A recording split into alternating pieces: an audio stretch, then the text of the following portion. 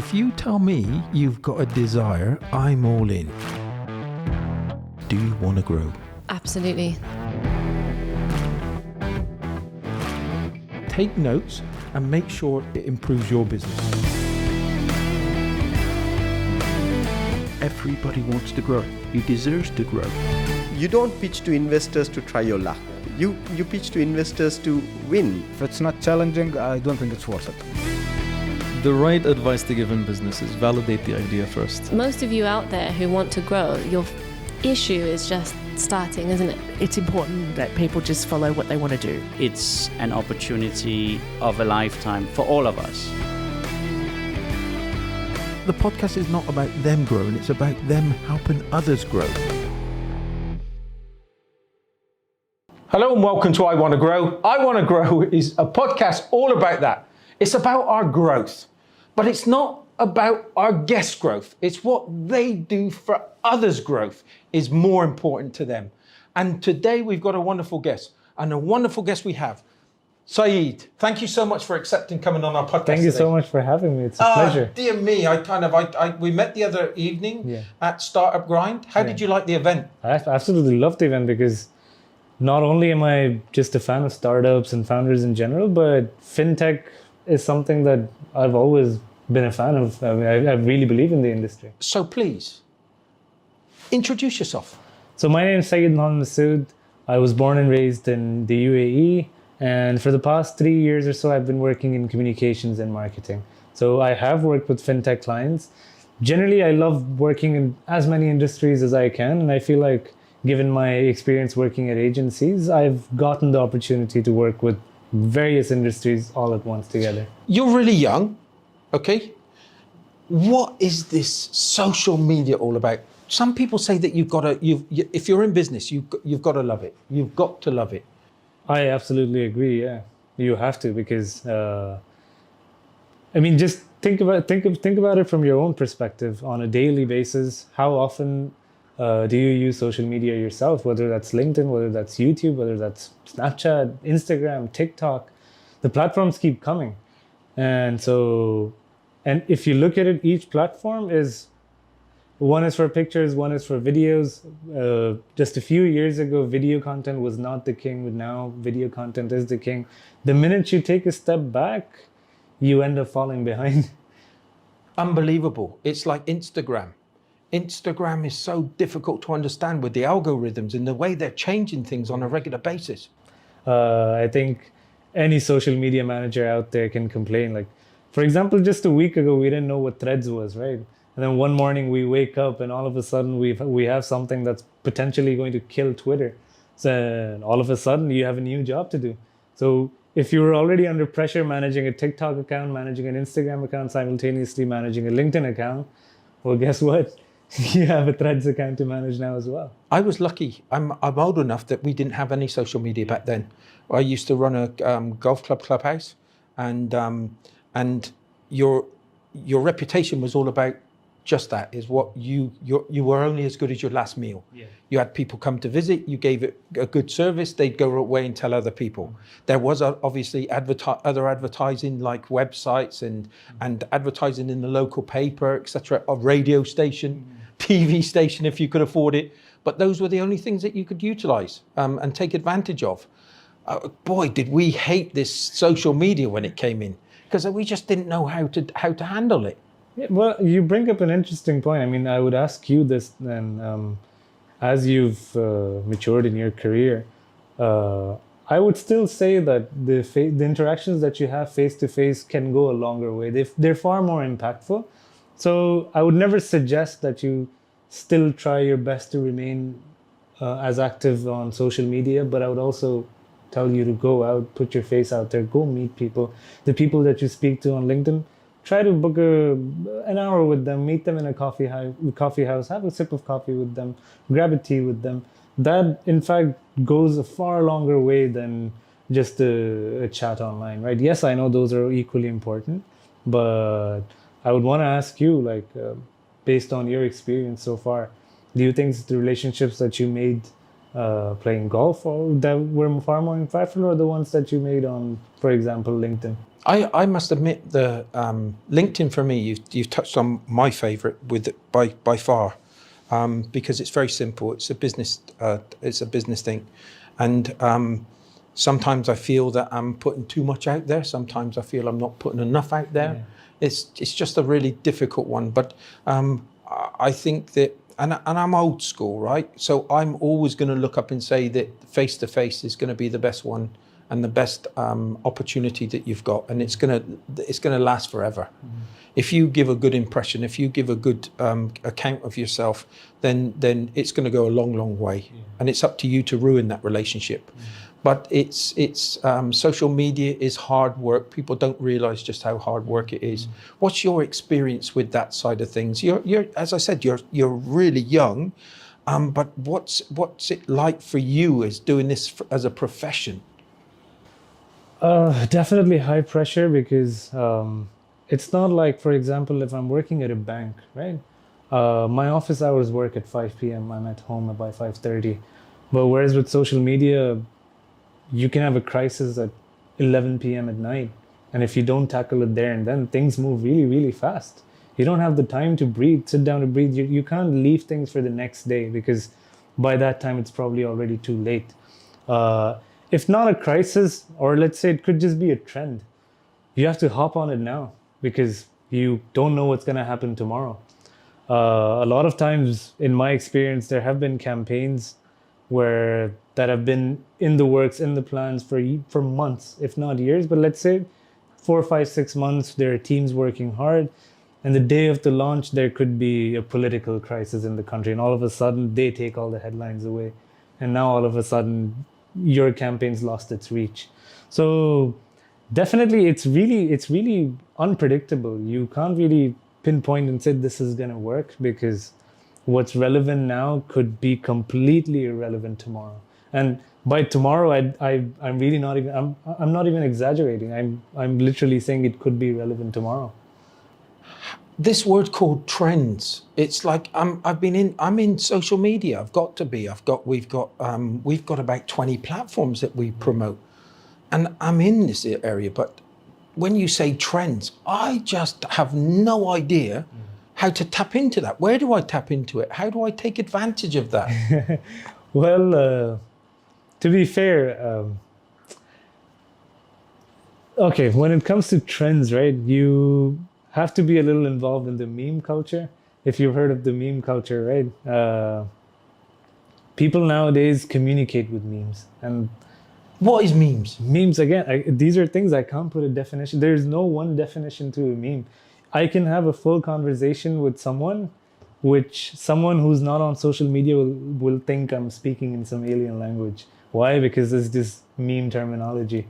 Right? Hopping on a trend, you see what's... basically, we spoke about algorithms earlier, right? Instagram, TikTok, they have certain algorithms that they push themselves.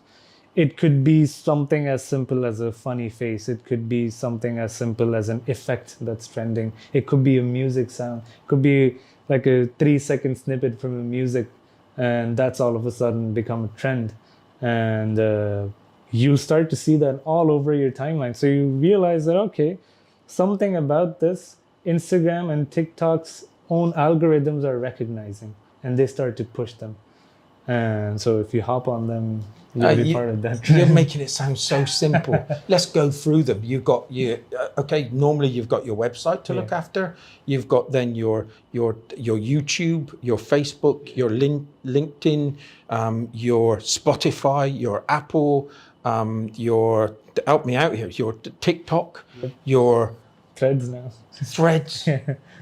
Did I say Twitter? Where do I begin? For a new business owner, for somebody that's starting out, it must be a minefield for them. It's kind of, where do I begin? So for social media managers, this is where they come in, right? Because when you're starting a business, you have a dilemma like that, because we've had a lot of clients who think, oh my God, like, where do I begin? But then again, you have to sit down and see what industry you're in. We have to understand what your objectives are, because each platform is completely different from each other, right? The kind of content that you see on YouTube will probably not be the same content that you have on, for example, Snapchat or LinkedIn. So it really depends on the kind of business and the industry that you're in. So my advice is to just sit down and understand the kind of market that you're in, where most of your customers are. If your customers are young, by young I mean, let's say 13 to 25, then I would say, for example, you can go for TikTok. That's where most of your audience will be. But if you have a B2B business, then go to LinkedIn, because that's where your audience will be. So actually, in most case scenarios, you don't really have to be on all sorts of platforms. I would say, slow down, take a breather, understand what you do, and then pick one platform, pick 2 platforms, work on those, grow on those, see what your competitors are doing, learn from their mistakes. It's never too late in those terms. Okay, so new business owner, what would you say to them is the best things to do? They've got this huge thing in front of them, and it's easy for me to look up to somebody and says, you've got to work on your social media now. You're working on your MVP, you're working on your idea, get your social media started now. Yeah. It's never too late. In fact, you stand still, you move backwards. Yeah. Somebody's going to take your slot. What is the best advice that you can give somebody, what they need to do in the very first instant? In the very first instant, I would say, first of all, understand your industry, understand your audience, what they look for, the kind of content and media that they consume. Based on that, you come up with a strategy. Come up with what kind of content you want to post for, let's say, a month. No need to think about the next 3-4 months. Think about the 1 month that you have. Experiment with video content and experiment with storytelling, because a lot of times, it happens with me, I don't know if it happens with you, you come across so much, you just keep skipping. Well, our attention spans have shrunk. I think our average attention spans, based on some studies now, are about 1.2 to 2 seconds at max. So we skip. It's very easy to skip now, right? Yeah. So if something doesn't catch your attention now, you're going to skip it.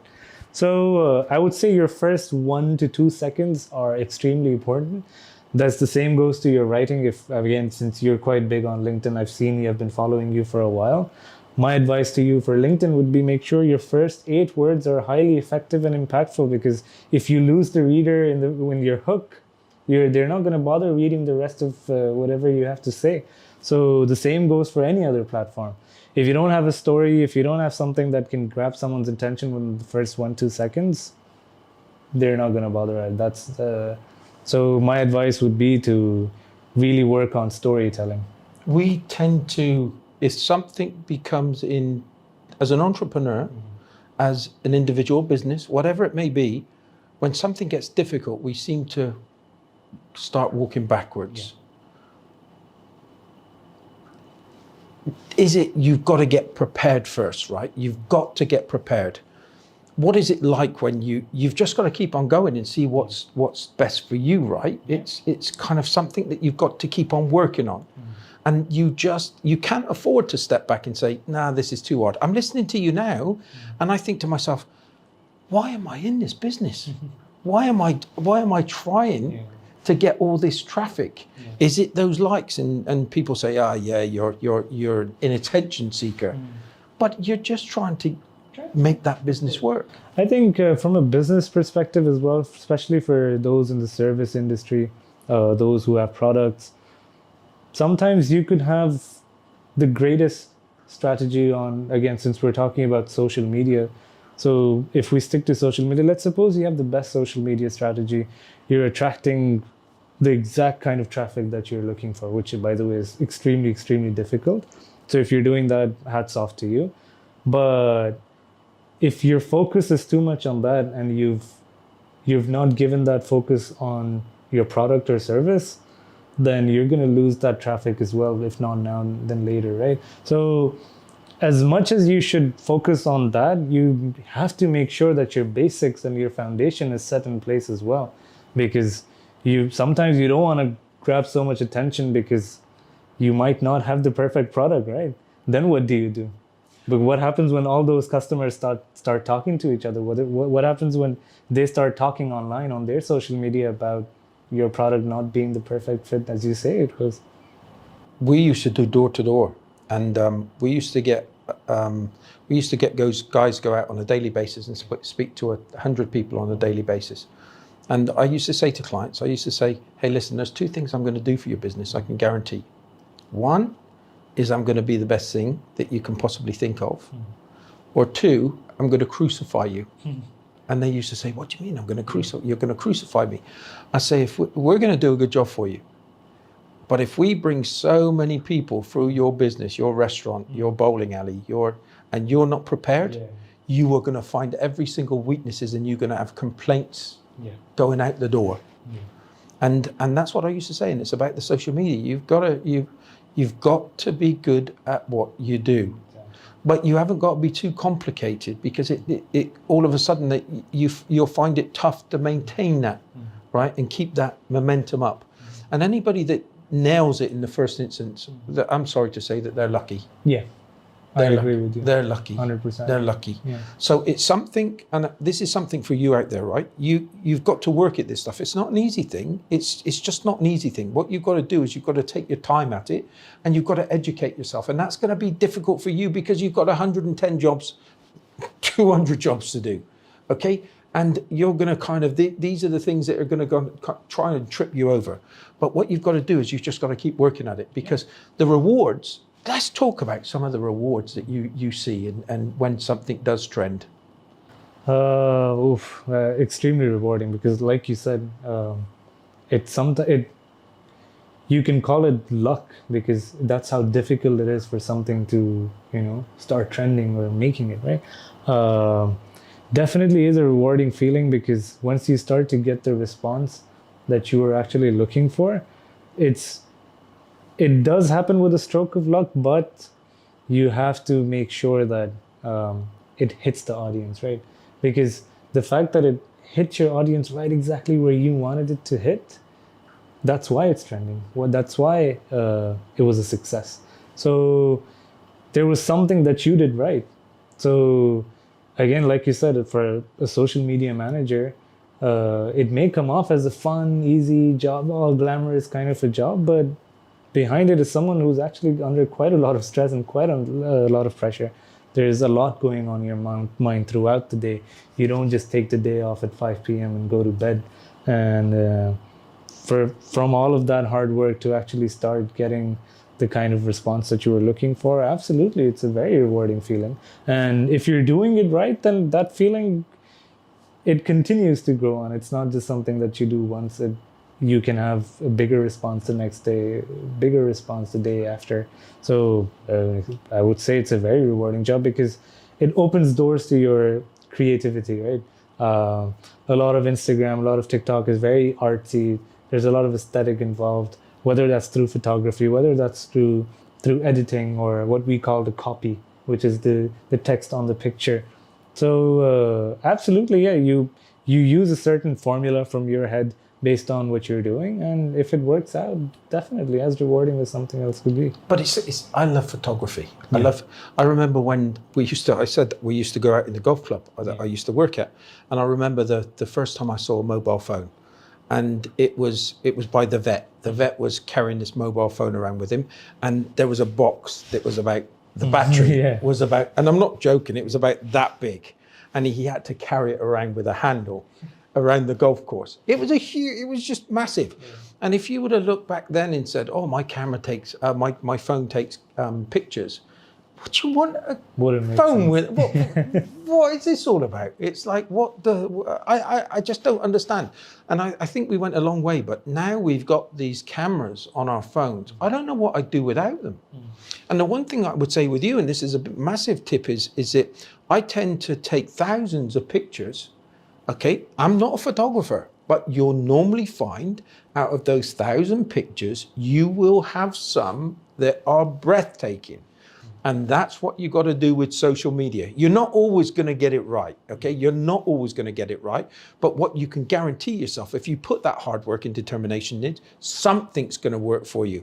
But make sure that you know what's going to work for you. You know, we used to have a saying in our day. It was like, you'd go into any marketing department and you'd say, okay, how much of your marketing is working? And they'd say, yeah, 60, 70%. And they'd say, and you'd look up to this, well, which 60, 70% is working? And they'd be, you've got to learn how to pinpoint that. You've got to learn where those opportunities are. Because if you're going to put that effort in, put that extra bit of effort in to know those things. Because if you don't know where that traffic's coming from, and you don't understand what's working for you and why they're staying on and all those little intricate detail things, then you really have got, you're just going to be revolving on a constant basis. And in fact, based on this conversation that we've had so far, I've come to realize, well, it's not me who's come to realize, but if you circle back to everything that we've said, we always come back to the basics and your foundation. For example, we talked about how if we bring in too much traffic and your product's not good enough, no point of your social media, right? So at the end of the day, it's still product, your service should be not flawless, but it should be up to the kind of standard that you're... I say this, it should be good, right? It should be good. Just be good. Yeah. Number two, you could be the greatest storyteller on LinkedIn, but then when I come meet you and you're not the kind of person who presents themselves on LinkedIn, then your meeting might not end up the kind of way that you were probably expecting it to be.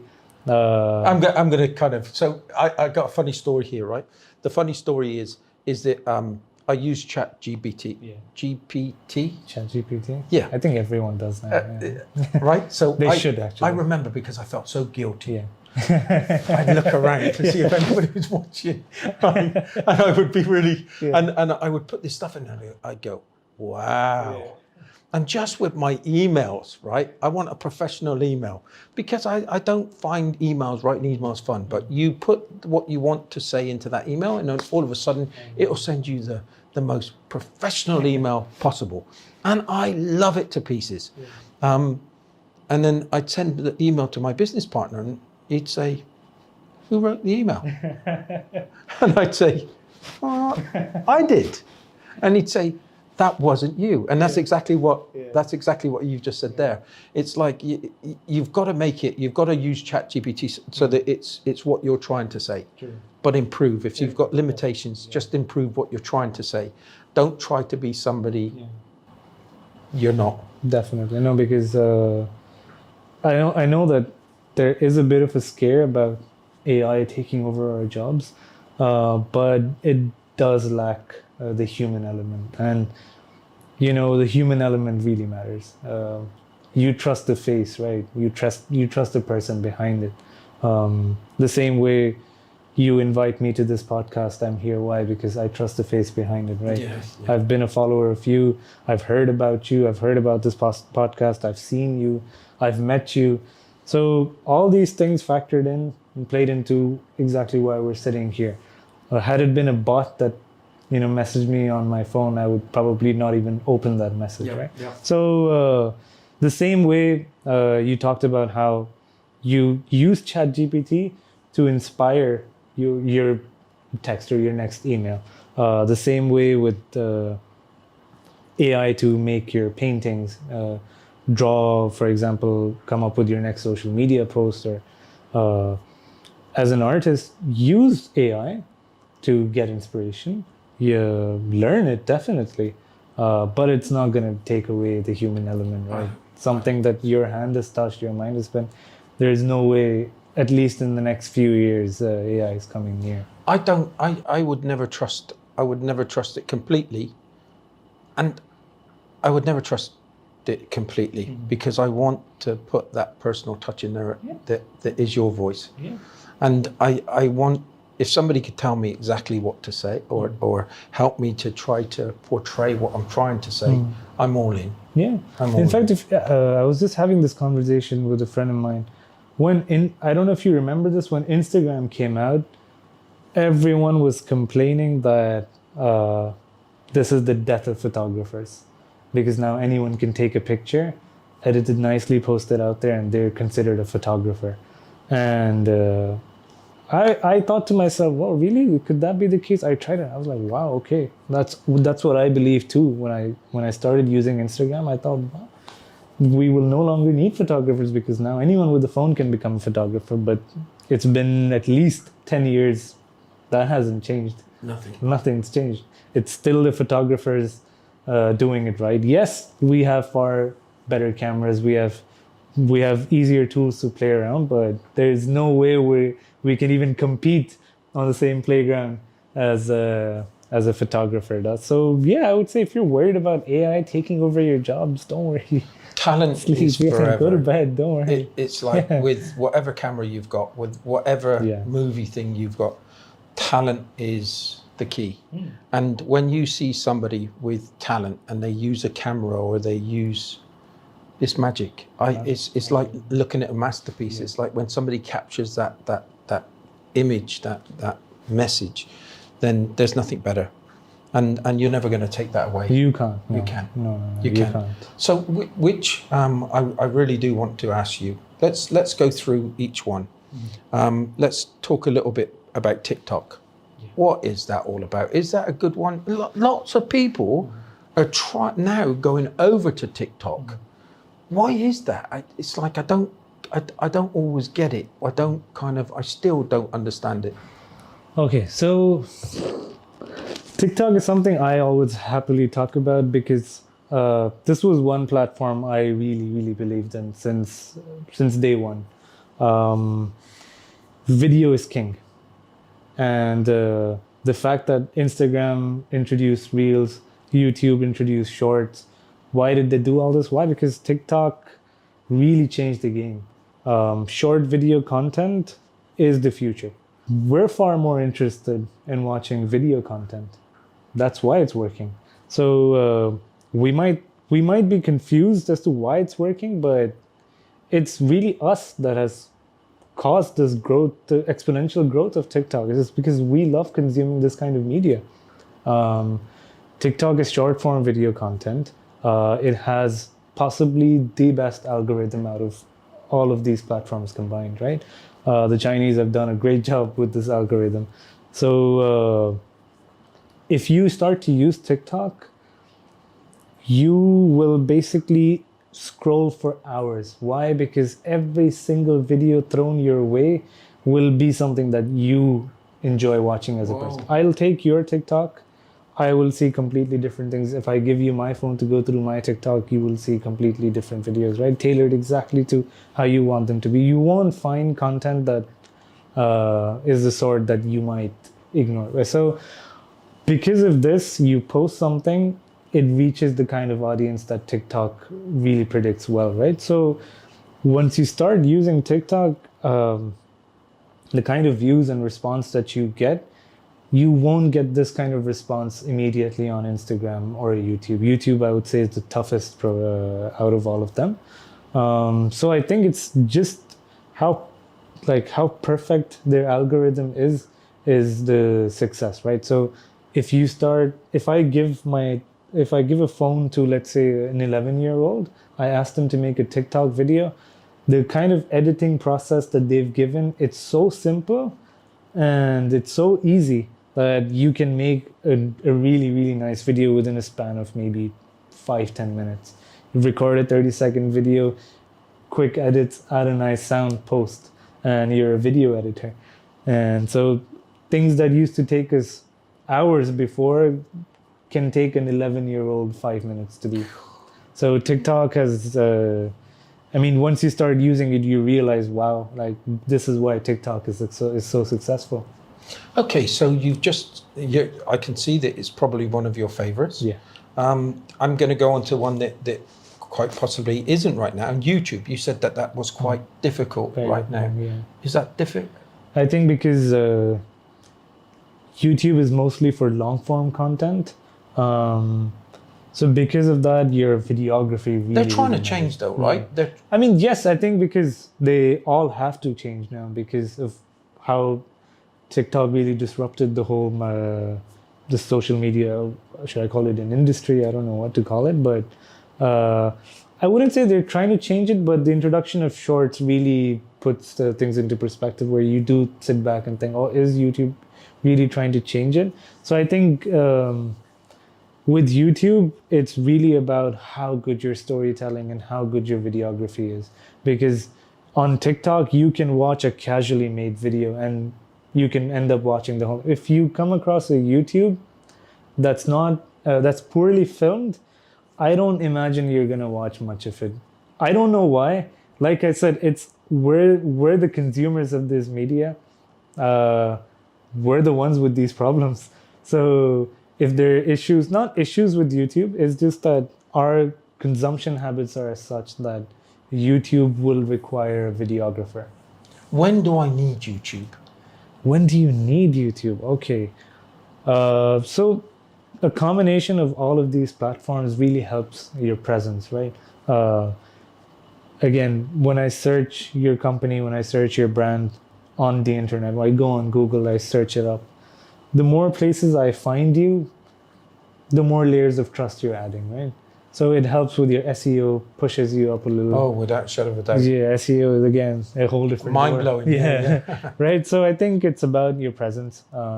So it's important to do the descriptions right. Important to do the titles right. You're your using thumbnail. keywords. I've met quite a few successful YouTubers, and they were telling me they've had videos that they've worked on for days, and they have millions of subscribers, not millions of subscribers, but they were like, the thumbnail that we make, that we add on our YouTube video can be the key difference between getting, let's say, 500,000 views and 100,000 views. You're kidding. Just because of the thumbnail. So they're like what they call clickbait. They're like, it's not a lie. It's just because if we don't put a clickbait thumbnail, we're going to miss out on hundreds of thousands of views. And listen, it doesn't mean at this stage where I just tingling, right? Because I didn't know about these kind of clickbait thumbnails. And the thumbnails are so basic. But if you don't get it right, it's the difference between 10,000 to 100,000. Yeah. It's like you have to take these things seriously. Search for clickbait and what you could improve your videos with. But YouTube is good. It's a nice monetizing if you can get it to that stage. 4,000 hours you've got to get. Definitely. You've got to get 1,000 views, and now you've got to get so many shorts, so many million shorts, views on the shorts. So definitely, but yeah, the reward is high though. I think it's the highest paying platform as well. So if you get it right, it does pay you well as well. So might as well put in that effort. Right? Put the extra effort in. And it's like, but try, everybody, try to kill 5. I'm not going to say kill anything. Okay, another one. Throw a stone into a calm lake. Okay, that one stone is going to create hundreds of ripples. Try to do with your social media. You're going to do one thing. Try to get it so that you can actually have 5 or 6 different platforms running with the same idea concept. It's going to make life a lot easier for you, and you can change things around a little, but the main parts of that promotional stuff is the same. So what you do is you take advantage of that. Try to throw that stone in the calm lake. You're going to get hundreds of ripples, if not thousands, if not tens of thousands, if not hundreds of thousands. Those are the keys. So YouTube but it's hard work. It's hard work. It's another one. But then, if you watch, I've attended a few workshops by content creators who have been extremely successful in their work. A very common advice amongst all of them is that if you're a content creator, start with YouTube. Why? Because it's the most difficult one. So if you end up mastering YouTube, TikTok will be a piece of cake. Again, by piece of cake, I mean it'll be far easier than YouTube. You'll have a better understanding. You'll have a far better understanding. The same with Instagram Reels. So a lot of them, that's why you'll see they'll make a video that's about 15, 20, 40 minutes long. They'll crop out 10 seconds, 20 seconds, post them on their TikTok, post them on their... Exactly that, right? Exactly Get the ripples. Yes. So focus on long form content, focus on YouTube, do the difficult tasks, and the rest will be far easier for you. I love that, and I do love that, because remember we would start up grind the other evening, and it was about are you ready to, do you want to expand into a different region, if not the globe? And some of them were saying, well, we're just trying to get good at what we do here. And I think that was a great comment that came back from one of them to say, look, we're just going to get used to this place, this localized marketplace, and try to get good at this, and who knows what happens. And I think that's exactly the same with your social media, is get good at the basics. Get good at the basics, and knowledge, expand your knowledge and experience, and see what other people are doing and saying and instructing, giving you ideas about, and then slowly but surely add it to your portfolio. And I think that's real value, like you said, listening to workshops, listening to people doing presentations. I think all these things are going to improve something that you started with, which was quite simple, but we're just doing a little bit extra. It makes all the value. Definitely, yes. So we talked about YouTube. I want to talk about Instagram. And I do want to talk about Facebook. So let's talk about Instagram first. I don't know if I like that one too much, because you work so hard, your numbers go up with all your followers, and then the next day you've just gone down 100, 200, 300 down, and you don't know what's gone wrong, haven't got a clue. And I've heard a lot of people getting their accounts closed down, and they just don't know why their accounts got closed down. It's a really temperamental platform right now. I don't know about what people are making a good living out of it. People are enjoying it, but I don't find it's enjoyable. Sometimes when things are going good for you, we had 1 million views on one of our videos for the World Cup. But that's an exception to the rule. So it's a hard working platform that you've got to consistently work out what's right and what's wrong. And when you do find out what's right and what's wrong, it's probably going to change, and you're going to have to find out the other way. What is those tips that you can give for Instagram? I think, yes, for Instagram, you're competing, you're really competing hard, right? So the video quality really matters. The picture quality really matters. Instagram is all about the aesthetic. You have to look good. So that's why a lot of people complain about it. Oh, I'm not good looking. Oh, I'm not rich. It's these flashy things that often work out, and you start to see a pattern. And so I definitely agree with you in that sense, that Instagram can be a little all over the place. That is why, again, I think because of these complaints is why TikTok is successful. With TikTok, you don't need to be all flashy. You don't need to flaunt wealth. You don't need to be aesthetically pleasing. You don't need to be in 5-star resorts and swimming pools to kind of get the attraction and attention that you want. I think what works with Instagram is being extremely consistent. By consistent, I mean if you're posting at 3 p.m., you better post at 3 p.m. the next day as well.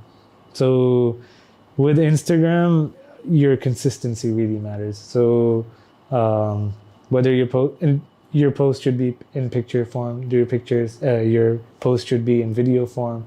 You have to post stories every other day. You have to have highlights. So many factors have to come in together to make it a perfect platforms for you to possibly do good on Instagram. So definitely an extremely tough platform to tackle, but I would say it's also one of the most important ones as well. It's extremely important. Here in Qatar it is. Yes. But the thing with it is, you talk about getting the videos right, getting the images right, getting the shorts right, getting these things right, getting that things right, getting these things right. But then you've got to think about going to look at people that you can connect with, and making comments and replying to some of the feedback that you're getting.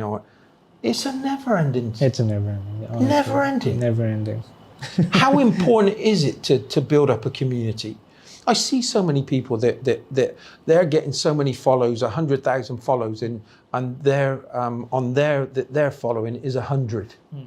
It always frustrates me, because I look at it and see, well, they're doing so well. How have they only got 100 if it's supposed to be an interactive social media? Okay. That's okay. So I'll tell you a few things, right? Let me expose the industry a little. So on Instagram, extremely easy to buy followers. There are a lot of agencies out there doing shady work. Pay them as little as $40. Next day you'll wake up with 100,000 followers on Instagram. So you can also you can also pay, again, I'm talking pennies, I'm talking $10 at max for 1,000 comments on your Instagram. They'll just throw out a bot that'll release like 1,000 comments. You can actually customize those comments as well. But is that fake it to make it? It is. Unfortunately, I know I've seen many who have faked their way into the industry, and the problem is that they take advantage of those business owners or service providers who actually don't have that knowledge, not because they're dumb or they're stupid, right? No, they don't have the time to sit down and understand these little things, right? So yes, there are a lot of bloggers and Instagrammers out there who have faked their way by buying followers, buying comments, buying views, and business owners see that these people are highly successful. They'll pay them money to come advertise their restaurants, but in reality, those views are irrelevant. They're not from the country that you're living in. Those views will not be from Qatar. They will not be from Doha. They will probably not even be from the GCC. So yes, it is extremely frustrating, because how do you figure that out, right? How do you tell them no? So it's time. Should we go out there and teach people that, there's no verification process as such. So I think Instagram definitely needs to improve that, because clearly there will be people who will be taking advantage of this. So yes, it's extremely frustrating. I understand what you're saying. But when it comes to building a community, you raised a great point, because I believe that 2023 will be the year when a lot of things change for digital marketing, because a lot of things will change for agencies who are doing marketing for other companies and brands, because now it's the time for building your own platform. It's about building your own community, your own audience. So community building, I would say, should become the utmost priority to any business or brand. Build your own community. Don't bother outsourcing much of your work, but if you can build your own audience, there's nothing more effective than that. Yeah, I agree with you. I agree. And it's just having the belief that you're capable of doing that, because we're talking about so many different things today, right? And it's quite daunting, quite overwhelming. But you've just got to put that first foot in front of the other. And if you do that and you find that you like it, then it will become more of a habit builder. Okay, and once you start building that habit, you won't be able to put it down. But if you're a business owner, everything in proportion, right? You've got to take everything in proportion. You cannot just go into one comfort zone. You've got to fill a multiple of comfort zones, right? Multiple of services in your business. That sometimes it's not all about the social media side of it. But if you're doing some good in one part of your business, then shout about it on social media. It's that ripple effect, okay? You're doing one great thing over there. Make sure don't be worried about kind of being modest. Let people know what good things that you're doing, and then put it on your social media. Every single one of us has something that we do on a daily basis that we can write about, we can inform people about, we can give somebody a little helpful tip. And that's what we're talking about today, the hard things that you need to do. But all you need to do is commitment. All you need to do is you need to have that work ethic, and you have to educate yourself. You've got to educate yourself and let other people educate yourself too. Okay, so then we spoke a little bit, and we will talk about going over the next months. I really do want to do some regular shows with you, because we can really go into depth on some of these different things, because it's got real value. Is Facebook a thing of the past? Is there too many adverts on there? I'm getting fed up with my feed. I don't see any of my friends' posts anymore. It's not like it's a friendly post and all your friend is going into your feed. It's all adverts, suggested. What are they doing? Man, Facebook. I mean, Meta as a company has been progressive, highly progressive, but I feel like they've just ignored their baby, right? They've focused. I don't know if if it's Facebook that did that, or whether as an audience we prefer Instagram over Facebook now. But yes, I absolutely agree. Facebook for the last at least 5-6 years for many has just been a bit of a graveyard that they open once a week just for the sake of scrolling. And you end up realizing within a span of 2-3 minutes that none of this is relevant. No one's posting anymore. You get irrelevant notifications, irrelevant friend requests. So I think we're just holding on to Facebook because I don't know about you, but there was a point in my life where I was sharing way too much on Facebook that now I'm cleaning up. Yeah. I'm still busy cleaning up all the things that I used to post. I don't post as much as I used to. But yeah, that's I think most people I know are struggling with the same, cleaning up their past on Facebook because they On share too Facebook, much. we're not giving you a hard time here. We're just looking up and giving you some feedback. I still do a lot of my work on Facebook. I still rely on you. But we're just looking up and saying, hey, listen, this is how we're feeling. I used to post so much on Facebook. Now I'm thinking about going over to YouTube to put more of my content. I think it could also be because it's extremely generic, family friendly, family and friends focused. Yeah. Rather than making that post on Facebook, I would prefer making it on LinkedIn because I feel I could network better on LinkedIn. I could reach the kind of decision makers or the kind of eyes that I'd want to attract. If I want to share news, something related to my family, I would go on Facebook. But if I want to share something that let's say I'm looking for something related to work, I'm looking for a project to collaborate on, I'm not going to do it on Facebook because I know it's just my friends and family there. So I think Facebook was an extremely personal thing, whereas LinkedIn, when it comes to the kind of post that I would want to make, I would go on LinkedIn. So I think it's just a shift in platform. I've lost touch with my friends. Yeah. I've got 700, 900 people on my Facebook. I've lost it. I don't see their posts anymore. I don't see it anymore. I don't have that touch of home, and it's really important. And I think they've lost it. And I think it's because of the money. And I think that they've got too many platforms now. And I think we could also argue that it could be a reflection of us as a society where we've sort of shifted towards an individualistic purpose in life, right? Rather than... I'd like to think it wasn't because of that. It's just that I don't have that choice anymore. I don't see one of my friends that I didn't know until 20, 30 years ago, but we're still communicating on Facebook. And that's what I miss most of all. And I suppose it's kind of what it does is you're losing quite a lot of interest in that area. It's part of the business. You've got to push it. Yeah. So that's the only reason that sometimes I'm still on it, is because I don't see all my friends anymore, which you need to think about. And I'm sure that there's a lot of people out there, and I'm not trying to kind of run Facebook down or any of the other platforms. What I'm trying to say is just listen to what people are saying, really. It's one of those things. Anyway, that's enough about Facebook. Okay, I'm coming to my most favorite. And if you have got any involvement in business, you have to have LinkedIn.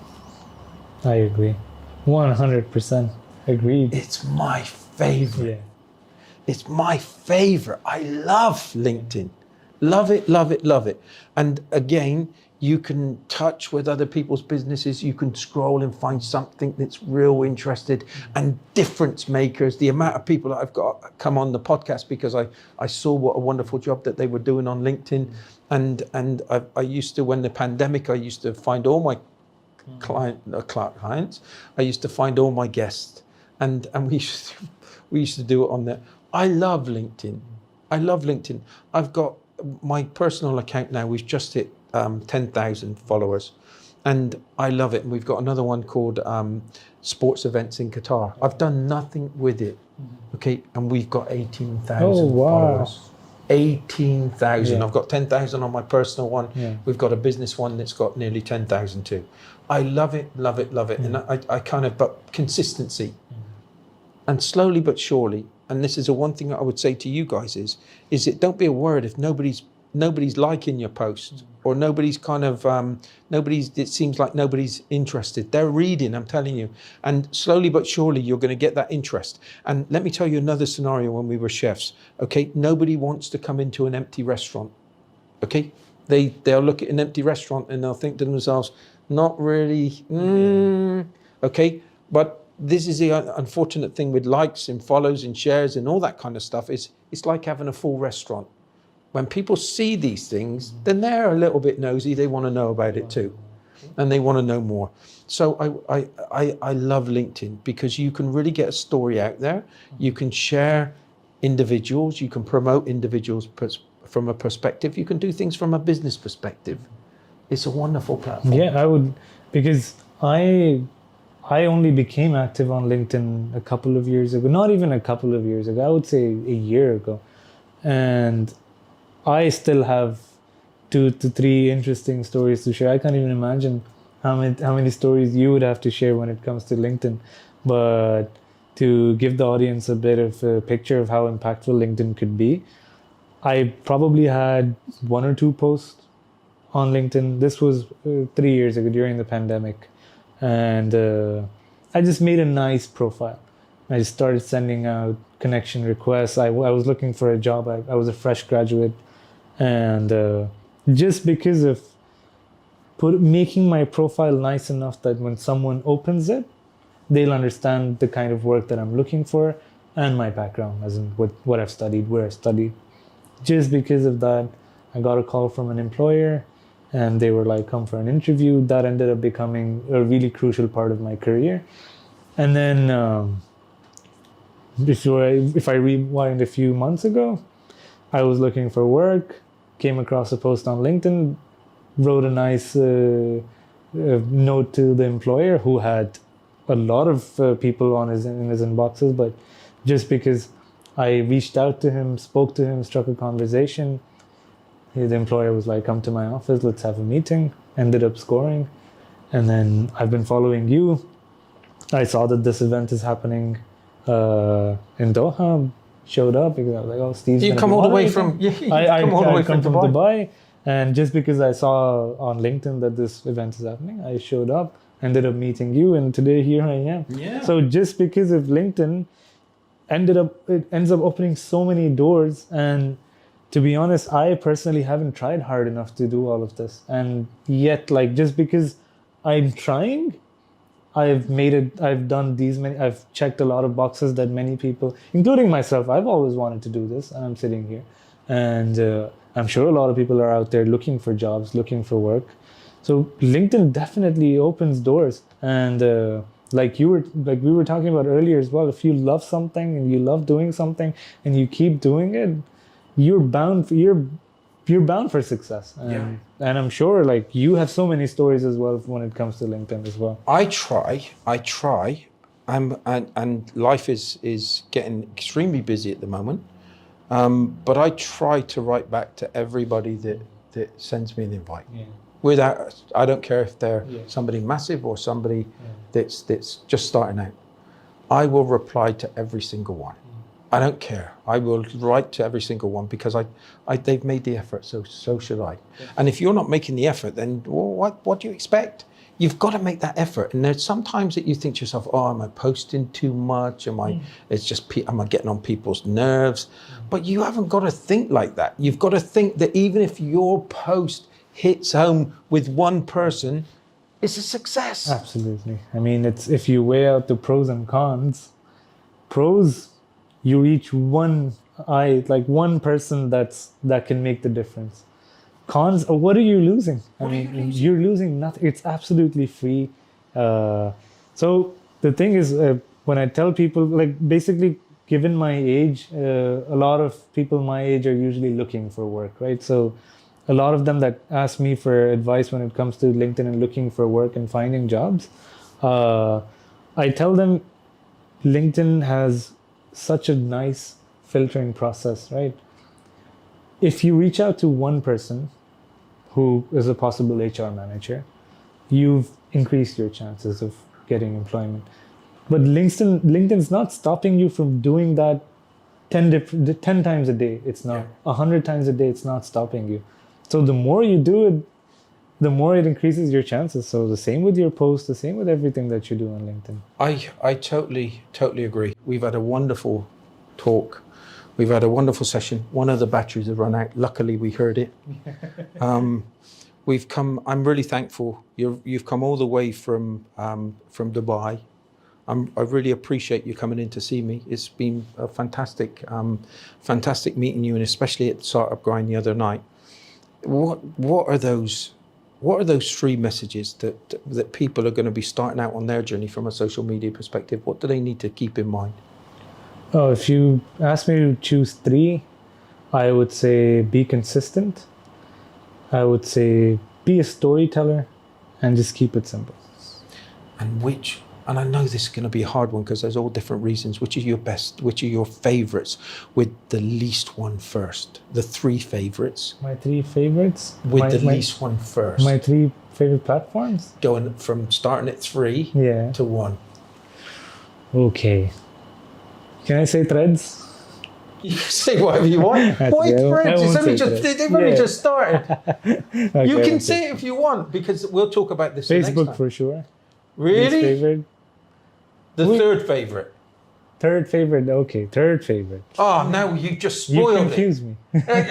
Start with the 3rd favorite. Now you started with Facebook. How can you say Facebook is your favorite? I thought you meant like least favorite. The least favorite. Give me your least. Let's start. Yeah. Let's throw Facebook under the bus, since we've already done that. So we'll put Facebook under the bus. Okay.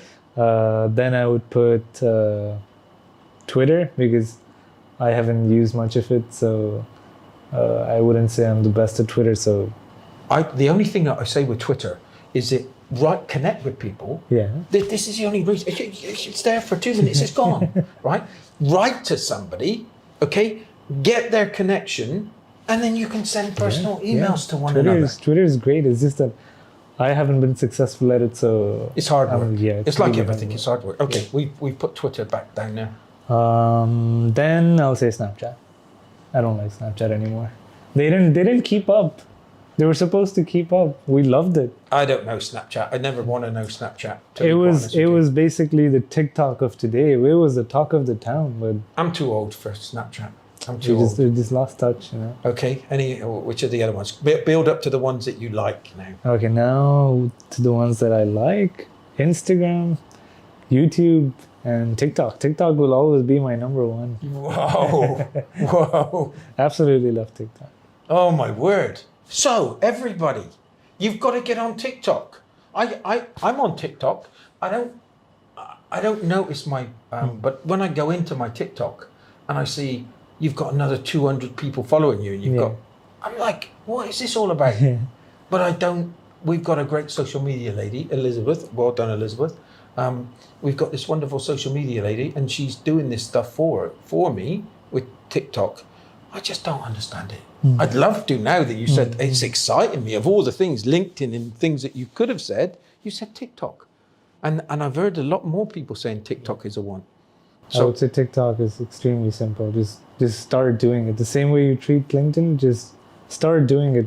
Front camera, you don't need all your equipment, no professional camera. Just use your front camera and go for it. Yeah. I'm so glad that. Did you enjoy the podcast? I loved it. Oh my God. Absolutely. And I loved the chat because it felt like, I know that we've got cameras here, but it felt like it was just me and you talking. I could have done this for another 2 hours with you. I don't mind. But in Let's saying do episode 2 right now. 100%. I want to do, I don't want to stop here. If you do land the job and you're coming to Qatar, I know who you possibly are going to be working for, which is under wraps. I'm not going to say a thing, okay? But if you do, we're doing this on a regular basis because I think this is, and what we'll do is we'll also bring people in that are doing well in these different platforms. But for now, it's been an absolute pleasure and a joy. Absolutely. And I'm so privileged to have had a chat with you. It was an honor. Good on you. It was a real honor for me too. Everybody, I hope you enjoyed all of that today because I thoroughly enjoyed it. I really, really kind of love talking about these things, and I can't wait to talk about SEO, because that's another thing I'm not going to be able to shut up with. But these are all things that are going to help your business. Okay, these are things that you've got to learn. You've got to embrace it. It's no good running away from it. You've got to get both feet into it, and you've got to get good at it. Okay, you've only got to get good at it. You haven't got to get brilliant. You've just got to get good at it. You've got to show people what you're capable of and all your best bits. So I hope you enjoyed the podcast as much as we did. This is all about I want to grow, and I hope we've helped you grow today. Thank you so much. See you next week.